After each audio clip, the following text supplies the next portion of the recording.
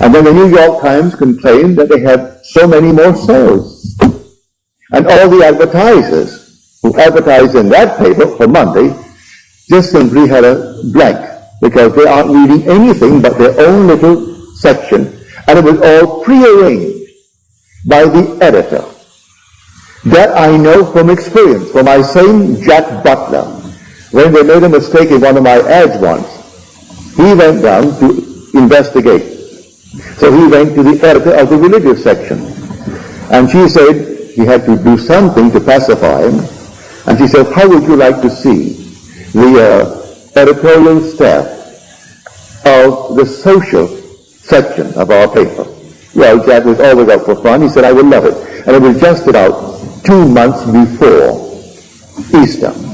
And all these ladies and their daughters were all around the place, dozens and dozens of them, waiting to be interviewed. Each is going to say exactly what we're going to wear.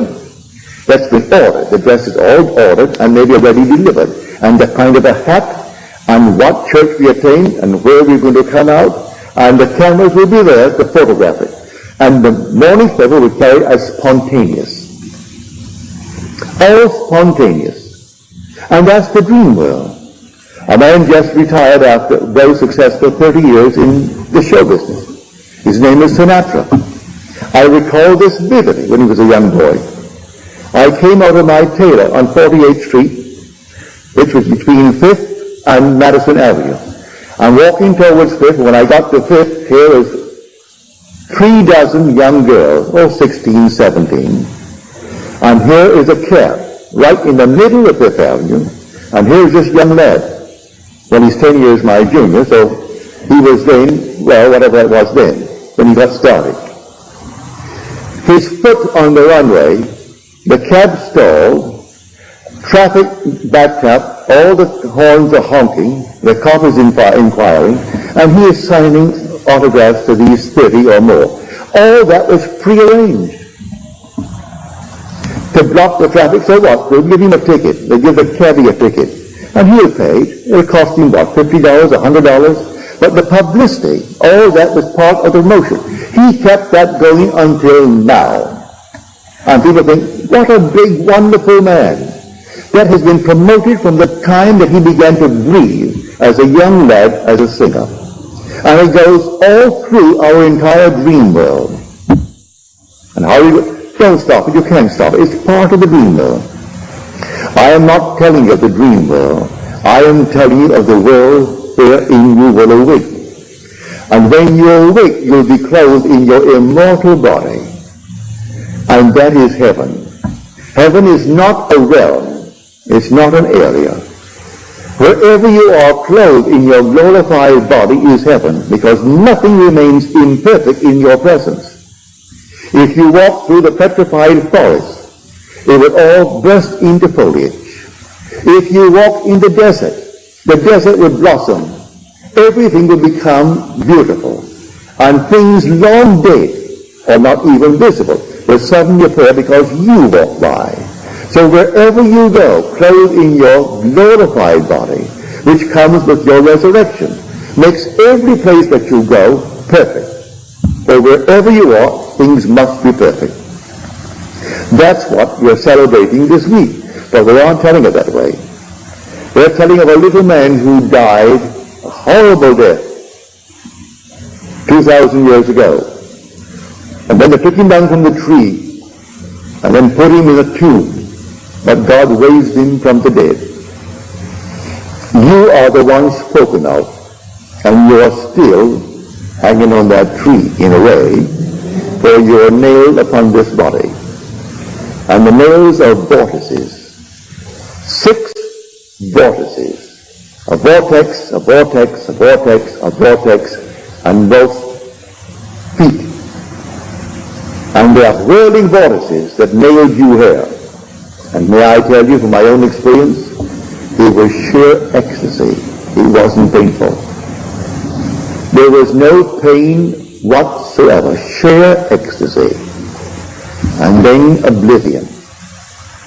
And that oblivion was a complete forgetfulness of the being that you are. And you are buried in your skull.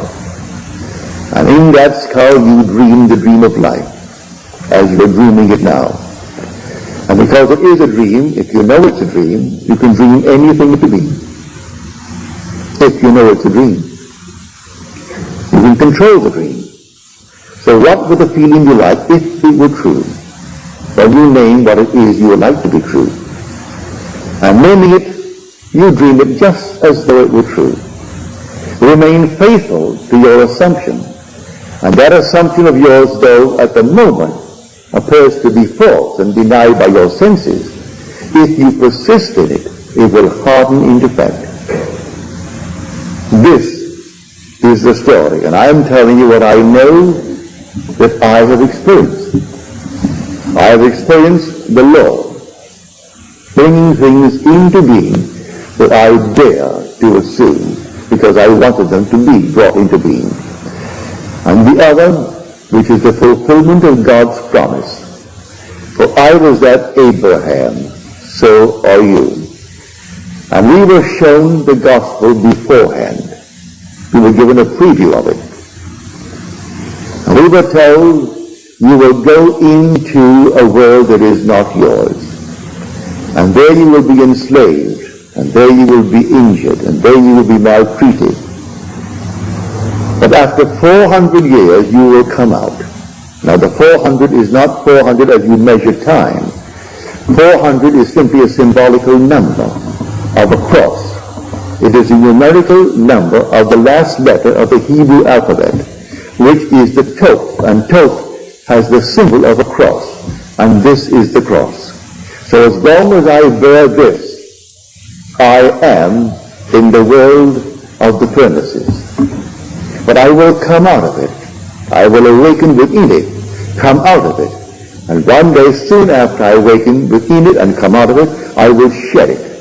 And shedding it, I will go back to the glory that was mine before that the world was. But enhanced by reason of wearing the cross in this world.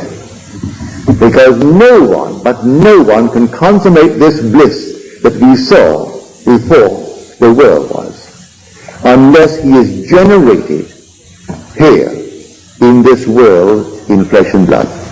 So I come down and I find myself wearing a garment woven in the womb of a woman. And I put on that garment and I'm nailed on it.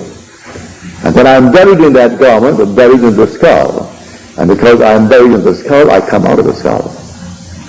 And when I come out of that skull, still wearing the garment, for a little interval of time to tell and share it with my brothers, to encourage them to continue, no matter what happens, to continue. Dream nobly and realize the dreams, but dream nobly, because in the not distant future you're going to awaken, and when you awaken, you're going to take off the little garment, and that is the cross that you wore for your journey, which is called in Scripture the 400 years. Really, it's thousands of years. You've been wearing it for thousands of years, for there is no death really, only restoration.